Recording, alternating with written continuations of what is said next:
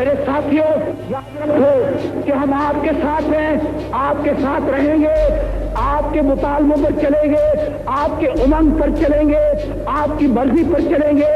آپ کے اصولوں کی خلاف ورزی نہیں کریں گے، اور انشاءاللہ تعالی پاکستان کو ایک عظیم اور بلند مملکت بنا کے چھوڑیں گے۔ السلام علیکم۔ بات کا آغاز کرتے ہیں جلدی سے بھٹو صاحب کی شخصیت کو خراج عقیدت پیش کرتے ہوئے کہ اس مرد قلندر کی جرأت و ہمت کو سلام، کہ جو تختہ دار پہ جھول گیا لیکن جس نے عامروں کے آگے جھکنے سے انکار کیا اور ملک میں جمہوری فضا قائم کر کے چلا گیا۔ اس ملک کو آئین بھی جاتے جاتے دے کے چلا گیا۔ اسی آئین کی دھجیاں اڑائی جا رہی ہیں، اسی آئین کو کل بہت بری طرح سے مسلا گیا، روندا گیا، وہ بھی assembly floor of the house, جہاں پہ آئین سازی، قانون سازی وجود پاتی ہے، جہاں پہ تمام قوانین بنائے جاتے ہیں، وہیں پہ قانون کی دھجیاں اڑائی گئی۔ مسلط شدہ حکومتی جماعت کے ایک مسلط شدہ ڈپٹی اسپیکر نے ایک اسپیکر کی منظور شدہ تحریک عدم اعتماد کو کالعدم قرار دے کر ووٹ آف نو کانفیڈنس کو مؤخر کر دیا، اور جس کے تحت وزیر اعظم صاحب نے کمال سرپرائز دیتے ہوئے صدر صاحب کو یہ لکھ دیا کہ اسمبلیز کو تحلیل کیا جائے، اور کیبنٹ ڈویژن کو انہوں نے ڈسالو کر دیا، کابینہ کو بھی انہوں نے تحلیل کر دیا۔ اپوزیشن جماعتوں کا متفقہ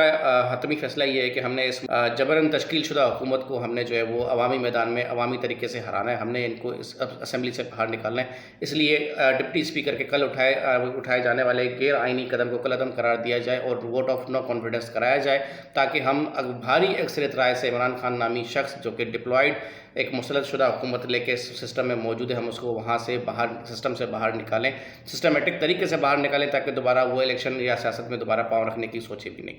تو عدلیہ سے گزارش یہ کہ آپ کے ماتھے پہ جو ایک داغ 4 اپریل کو پہلے لگا، آج 4 اپریل دوبارہ اپنے ماتھے پہ داغ نہ لگنے دیں، اور امید ہے کہ آپ اس بات کی نزاکت کو سمجھتے ہوئے اپنے داغ کو دھونے کی کوشش کریں گے، نہ کہ ان میں اضافہ کرنے کی سوچیں گے۔ دوسری گزارش ان اداروں سے جو کہ اگر نیوٹرل ہو چکے ہیں تو سر آپ نیوٹرل رہیں۔ عدلیہ ہم سے سوال کرتی ہے بعد میں کہ کیا ہم بغیرت ہیں، تو میں یہ کہوں گا کہ آپ خود سوچیں،